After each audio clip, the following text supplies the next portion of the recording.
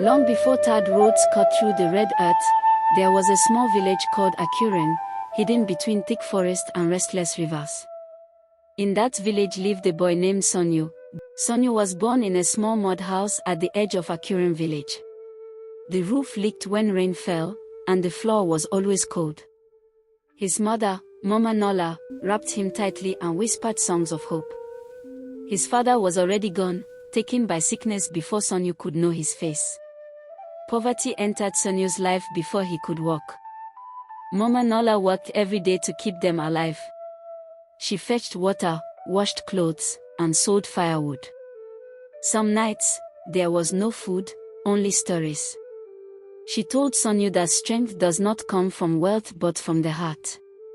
Those words entered the boy's spirit quietly. Before the sun rose, Mama Nola woke Sonyu.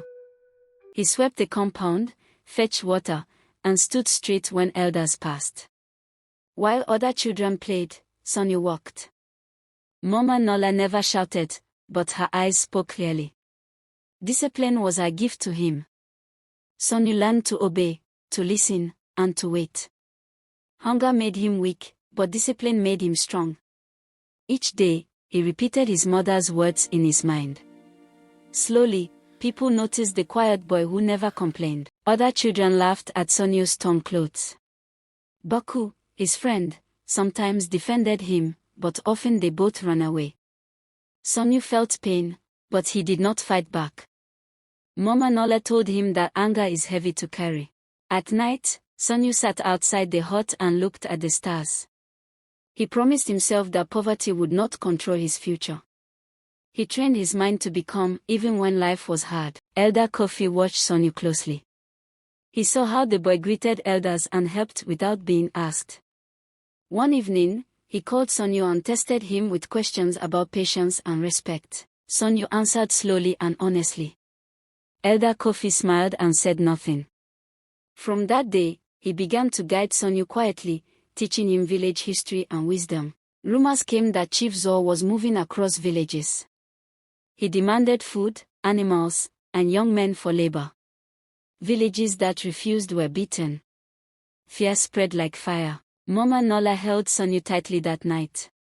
Elder Kofi warned the people to stay alert. Sonyu listened carefully, his heart pounding, but his face calm. Chief Zor's guard, Mino, arrived with loud steps. He carried a spear and spoke with pride. He demanded gifts and respect.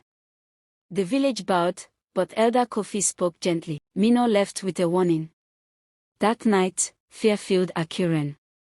Sonyu stayed awake, thinking deeply. While others argued, Sonyu observed.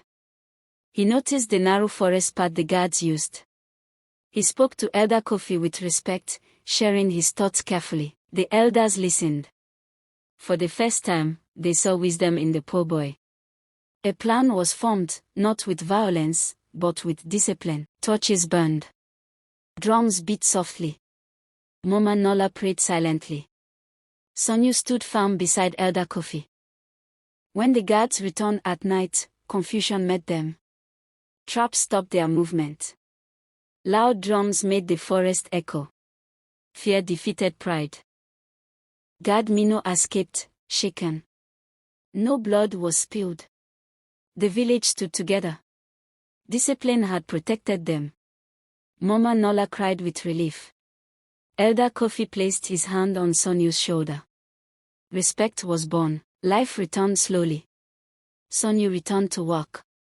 Pride did not enter his heart. He remained humble. Baku looked at him with new eyes.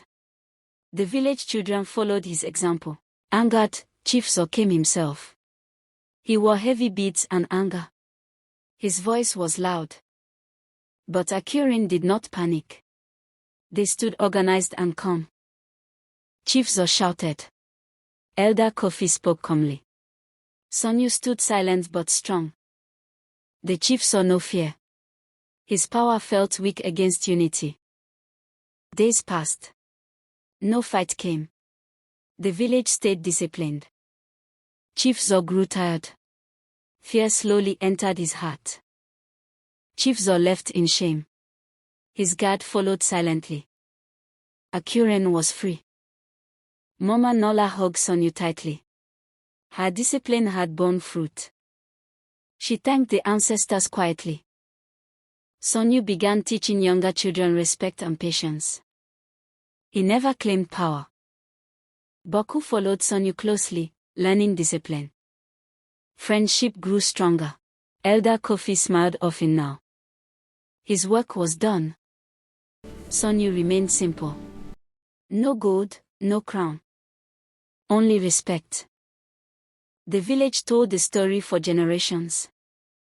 Born in poverty. Raised by discipline. Sonyu never became a king, but his discipline made him greater than one. His story reminds Africa that poverty is not the end, discipline is the beginning.